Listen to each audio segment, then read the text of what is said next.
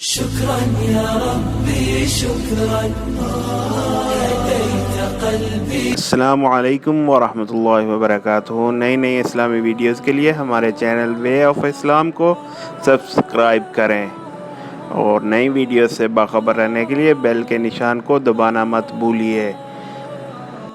میں اپنے موضوع کو شروع کرنا چاہوں گا ان دو واقعات کے بعد. بچوں کے اندر اللہ کی محبت پیدا کرنے کا طریقہ کیسے پیدا کی جا سکتی ہے جب تک استاد والدین ان کے اندر اللہ کی محبت نہیں، کبھی بھی بچوں اور شاگردوں کے اندر یہ محبت پیدا نہیں کی جا سکتی. یہ کیسا خواب ہے جس کی تعبیر شاید کہ مزید 50 سال بھی اگر انسانیت انتظار کرتی رہے تو یہ خواب شرمندہ تعبیر نہیں ہوگا. اس لیے والدین کو اور اساتذہ کو 4 کام کرنے چاہیے. ان 4 کاموں میں کبھی بھی ان کی طرف سے کمی نہیں ہونی چاہیے. وہ 4 کام کون سے ہیں؟ رسول اللہ صلی اللہ علیہ وسلم کا فرمان ہے، کل نفس من بنی آدم سید. آدم کی اولاد میں ہر شخص سید ہے. آج لوگ کہتے ہیں نا کہ سید ذات جو ہے بہت اونچی. سید سے مراد کیا ہے؟ کل نفس من بنی آدم سید، آدم کی اولاد میں سے ہر ایک مرد سید ہے. والمرأة السیدة فی بیت زوجها، اور ہر عورت اپنے خاوند کے گھر میں سیدہ ہے. سید کے مختلف معنی ہیں. اگر آپ اس کا سادہ سا مفہوم سمجھنا چاہے تو سید ایسے انسان کو کہا جاتا ہے جو فکری، قولی اور عملی علائشوں سے پاک ہو. اس معنی کو حاصل کرنے کے لیے میں اس حدیث کی طرف آپ کو رخ کروانا چاہوں گا. جب صدقے کی کھجوریں رسول اللہ صلی اللہ علیہ وسلم نے تقسیم کی تو وہ تو چلے گئے، ایک کھجور گر گئی. تو سیدنا حسن و حسین چھوٹے چھوٹے بچے تھے جن کے بارے میں آپ صلی اللہ علیہ وسلم نے فرمایا، ہما ریحانتائی، یہ میرے دونوں پھول ہیں. ان میں سے ایک نے کھجور پکڑی اور منہ میں ڈالی تو آپ نے کیا فرمایا؟ کخی کخی، اس کو پھینک دو، اس کو پھینک دو. سیدوں پہ زکوٰۃ نہیں لگتی. اور زکوٰۃ کیوں نہیں لگتی؟ کیونکہ صحیح بخاری کی روایت کیا، انما ہی اوساخ الناس، یہ لوگوں کے مالوں کی میل کچیل ہے. تو سید اس انسان کو کہتے ہیں جو کسی بھی فکری میل کچیل کو، جو کسی قولی میل کچیل کو اور فعلی میل کچیل کو پسند نہیں کرتا.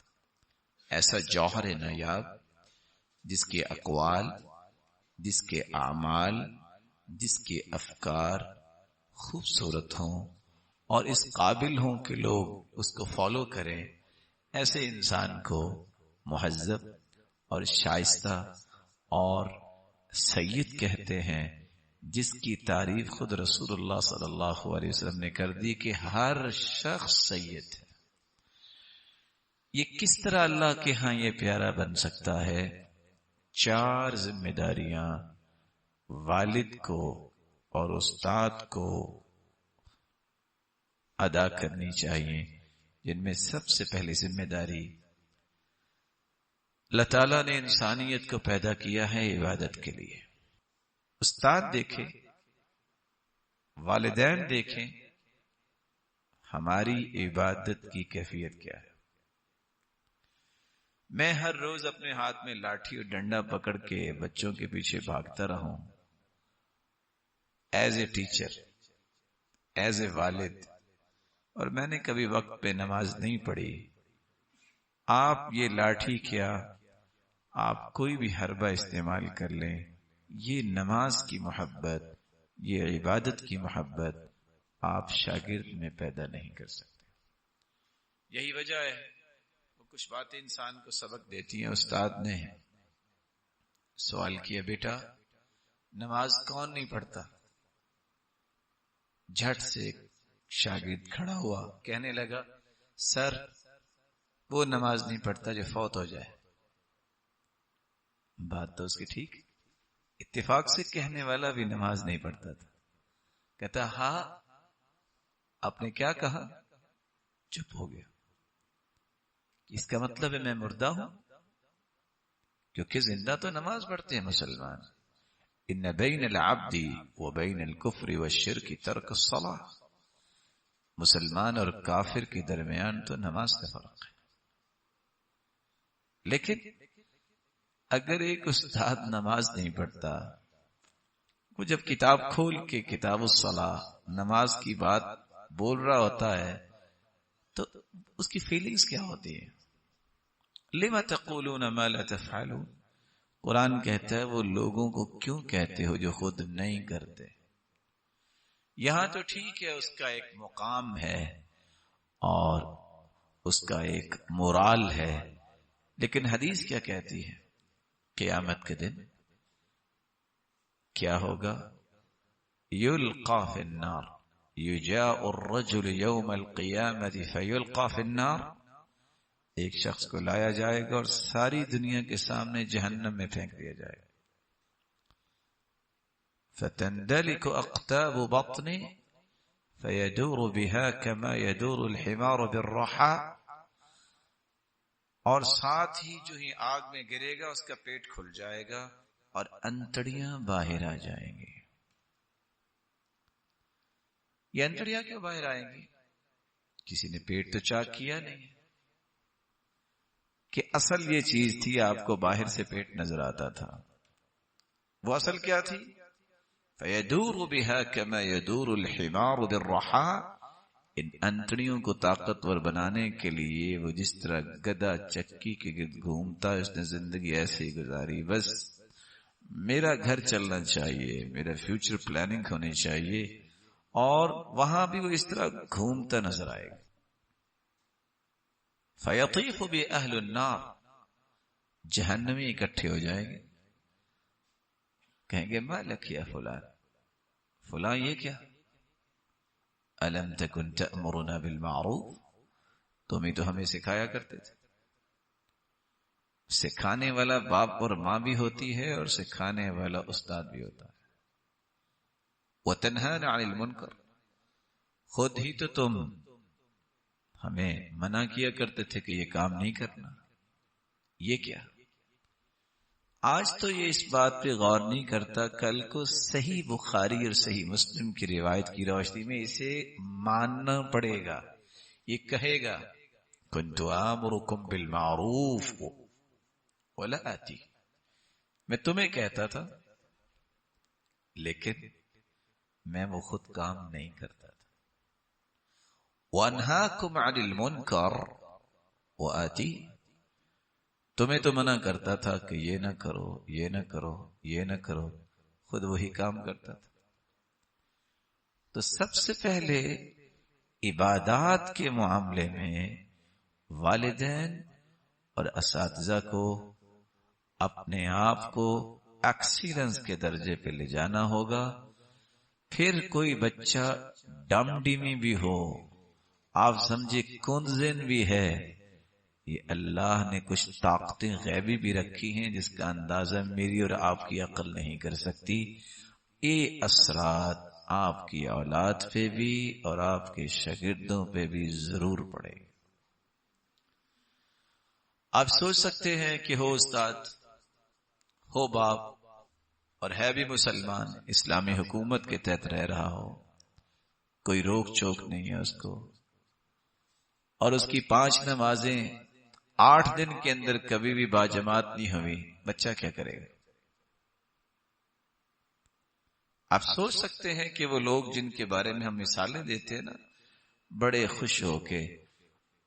کبھی یہ بھی سوچا کہ ان کی زندگیاں کیا تھی؟ اب اعمش کا نام جب آتا ہے وہ کہتے ہیں 70 سال ہو گئے میری تکبیر اولا فوت نہیں ہوئی.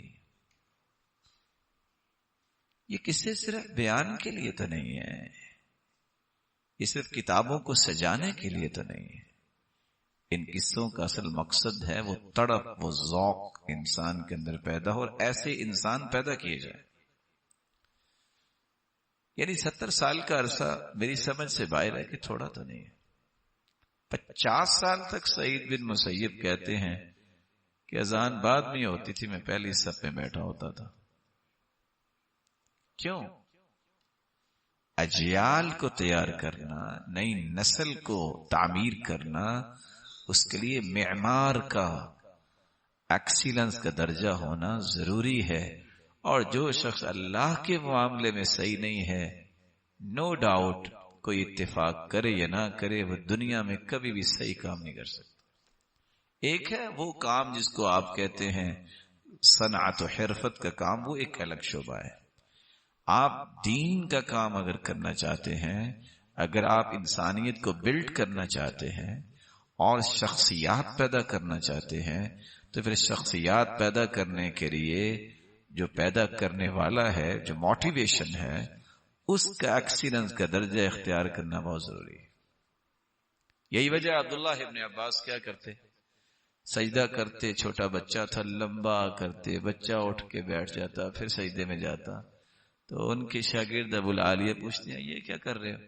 بچہ تو چھوٹا ہے، آپ اتنا لمبا سجدہ کرتے ہیں؟ کہتے ہیں میں لمبا اس لیے کرتا ہوں، اس کو سجدہ کرنے کی عادت پڑے. اگر میں نے بھی مختصر کیا تو یہ بھی اس سے بھی مختصر کرے گا. اور ان کے سجدوں کی کیفیت کیا تھی کہ مغرب کی نماز کے بعد سجدہ عبداللہ ابن المبارک نے کیا ہے. راوی کہتے ہیں میں نے کہا ابھی اٹھتے ہیں. عشاء کی اذان کا وقت ہوا تو ان کا سجدہ ختم ہوا. اور آج جو باپ، جو ماں اور جو استاد 5 نمازیں بر وقت نہیں پڑھتا، اس کو یہ خواب نہیں دیکھنا چاہیے بصد احترام کہ میرا بچہ یا میرا شاگرد صحابی بن جائے. یہ کبھی بھی اس کو خواب نہیں دیکھنا چاہیے. یا میرا بچہ حسن بصری بن جائے، یا میرا شاگرد جو ہے امام بخاری بن جائے. اس کو میرا خیال ہے خواب دیکھنے کا ٹریک چینج کر لینا چاہیے. وہ خواب نہ دیکھے، کوئی اور کام کر لے، یہ صلاحیت ضائع کر رہا ہے. اور اس سے بڑی بات، آج کل ایک نیا شعبہ آ گیا ہے. یہاں بیٹھے بیٹھے سوچتے ہیں چونکہ پاکستان میں تو تعلیم نہیں ہے، یہ لوگ تو نہیں پڑھا سکتے. ہائر ایجوکیشن جو ہے وہ تو ہمیں یورپ میں ملے گی. مادر پدر آزاد ماحول میں بچی کو بھی بھجوا دیتے ہیں اور بچے کو بھی. اور کس چیز کے انتظار میں وہ بیٹھے ہوتے ہیں؟ بس 2 سال کا کورس ٹورنٹو میں کر رہا ہے، جو ہی واپس آیا صحابی بن کے آئے گا. سبحان اللہ. یعنی 24 گھنٹے ہم مسجدوں میں پڑھاتے ہیں، پڑھتے ہیں، رہتے ہیں. مسجد جیسی مقدس جگہ کوئی نہیں ہے. اس کے باوجود کہتے رہتے ہیں، بتاتے رہتے ہیں، پھر بھی کمی کوتاہی رہ جاتی ہے. تو جس نے کبھی مسجد اور اذان سنی نہیں اور وہ صحابی بن کے آ جائے، کبھی یہ معقول سوچ ہو سکتی ہے؟ اس لیے اپنے اندازوں کو درست کرنا استاد اور اسی طرح والدین کا یہ بہت ضروری ہے. پہلا اندازہ عبادات کو بہتر بنائے.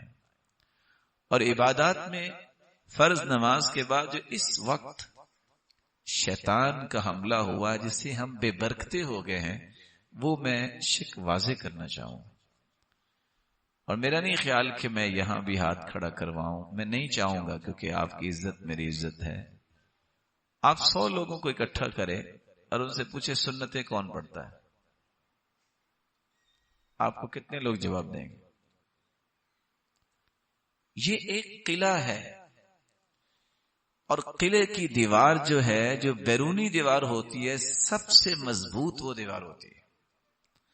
اندر جو دیواریں بنی ہوتی ہیں، بس اوقات گھر ہیں، پارکنگ آپ سمجھ لیں، اور پارک بنے ہیں، ان کی ٹینشن نہیں ہوتی. جو بیرونی دیوار ہوتی ہے نا، یہ سب سے مضبوط وہی دیوار ہوتی ہے. اور دیواریں کیسے قلعے کی بنی ہیں؟ عبداللہ ابن المبارک رحمت اللہ علیہ کہا کرتے تھے من تهاون بالآداب حرم من النوافل. جس شخص کے اندر ادب و آداب ختم ہو جاتے ہیں وہ شخص نوافل سے محروم کر دیا جاتا ہے.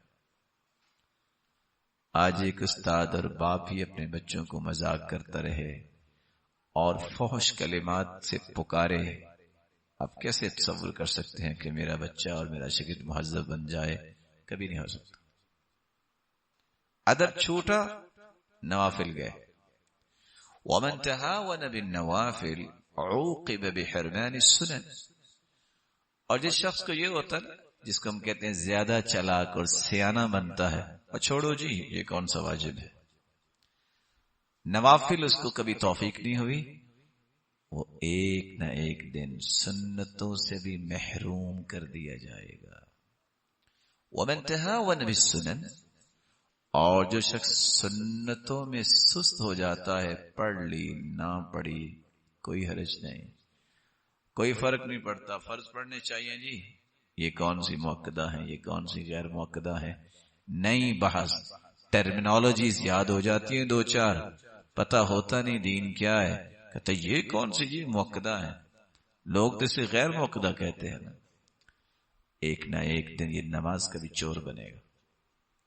ومن تهاون بالفرائض.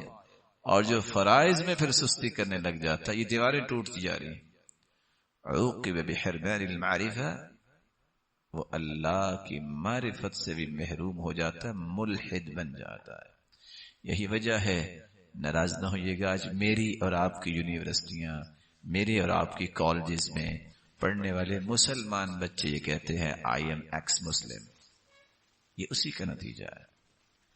نہ باپ اور ماں کو اس بات کی توفیق ہے کہ وہ نماز پڑھے، اور نہ استاد کو اس بات کا علم رہا ہے کہ میں کس عظیم منصب پہ فائز ہوں. میں تو اس منصب پہ ہوں جس منصب کا آغاز محمد الرسول اللہ صلی اللہ علیہ وسلم نے کیا. تو والدین اور اساتذہ کو سب سے پہلے اپنی عبادات کو درست کرنا چاہیے. اور آپ سوچیں گے کہ آخر یہ نوافل کی بھی انہوں نے بات کر دی ہے، یہ کس چکروں میں ہمیں ڈال دیا انہوں نے. حدیث سنیے، قیامت کے دن جب حسابات کھلیں گے تو اللہ رب العزت فرشتوں سے کیا فرمائیں گے؟ یا ملائکتی انظروا هل تجدون لعبدی من تطوع فتکملون بها فریضته. میرے فرشتوں، اس کے نوافل کو دیکھو، اس کے کوئی نوافل ہیں، کم از کم اس کے جو فرائض کے نقائص ہیں وہی پورے کر دے، اس کے فرض تو پورے ہو جائے. تو فرائض کو پورا کرنے کے لیے بھی آپ کے نوافل کی آپ کو اشد ضرورت ہے. یہ نہیں کہا کہ سنتیں اس نے پڑھی ہیں کہ نہیں پڑھی، تکمیل کرنے کے لیے فرائض کی نوافل کی بھی ضرورت ہے. اس لیے میں ادب سے اور احترام سے جو ایک گزارش کرنا چاہتا ہوں، سب سے پہلے عبادات میں اپنا قبلہ درست کیا جائے. جس شخص کے اندر عبادت کا ذوق اور شوق اور پابندی اور اہتمام نہیں ہے، وہ اپنے بچے کے اندر دین کی تڑپ پیدا نہیں کر سکتا. لیکن جو استاد اور والد نیک ہے اور خواہ اس کے اندر اتنی قابلیت نہیں، اس کے ہمیشہ اس پازیٹیو تھنکنگ کی وجہ سے بچے کی گرومنگ ایسی ہوتی ہے، اس کے دل میں محبت اللہ کی آئے گی، اس کے دل میں محبت ایمان کی آئے گی. استاد اپنے شاگردوں سے پوچھتا ہے بیٹا آپ کیا بنیں گے؟ ایک بچہ کہتا ہے جی میں ڈاکٹر بنوں گا. بہت اچھی بات ہے، ڈاکٹر بہت خدمت کرتے ہیں انسانیت کی، اور اگر نیک ہوں تو بہت بڑی نعمت. بیٹا آپ کیا بنو گے؟ کہتے میں انجینئر بنوں گا. بیٹا آپ کیا بنو گے؟ کہتے میں صحابی بنوں گا. صحابی بنوں گا؟ سوچ میں پڑ گیا کہ بچے نے جواب کے دے دیے. کہتے بیٹا آپ صحابی کو بنیں گے؟ آپ کو پتہ صحابی کس کو کہتے ہیں؟ کہا میری ماما نے کہا تھا کہ کائنات میں سب سے پیارا ایمان، سب سے نیک اور صالح انسان، ساری دنیا میں سب سے خیر خواہ اور ہمدرد ہوتا ہے جس کا اخلاق سب سے اچھا ہوتا ہے وہ صحابی ہوتا ہے۔ یہ اگر دماغ کے خانے میں ڈالی ہے بات تو کس نے ڈالی ہے؟ بلا شبہ وہ ماں صحابہ کو ڈسکس کرتی ہوگی۔ آپ اس وقت تک اپنے بچے کے اندر اس طرح کی چیزیں پیدا نہیں کر سکتے جب تک آپ بچوں کو یہ ریلائز نہیں کرواتے کہ میرے لیے بھی آئیڈیل کون ہے۔ میری زبان اگر ڈسکشنز کرتی ہے تو کس کے بارے میں؟ اب 4 گھنٹے ڈیبیٹ اس بات پہ ہو رہا ہو کہ آئنسٹائن کون تھا، نیوٹن کون تھا، اور اس نے کیا کیا اختراعات کی ہیں، تو بچہ تو سوچے گا نا کیسے میں نیوٹن بن سکتا ہوں۔ اور اگر 4 گھنٹوں میں 40 منٹ بھی آپ کو توفیق مل جائے اور آپ یہ بحث کریں کہ ابو بکر صدیق رضی اللہ تعالیٰ عنہ نے نہ تو اتنی جنگیں لڑی، نہ اتنا مال خرچ کیا، لیکن اس جیسا آخر کوئی بھی انسان آخر کیوں نہیں ہے؟ اس جیسا دل اللہ نے کسی کو عطا ہی نہیں کیا تھا۔ محبت پیدا ہو۔ شكرا يا ربي شكرا هديت قلبي۔ السلام علیکم ورحمۃ اللہ وبرکاتہ۔ نئی اسلامی ویڈیوز کے لیے ہمارے چینل وے آف اسلام کو سبسکرائب کریں اور نئی ویڈیوز سے باخبر رہنے کے لیے بیل کے نشان کو دبانا مت بھولیے۔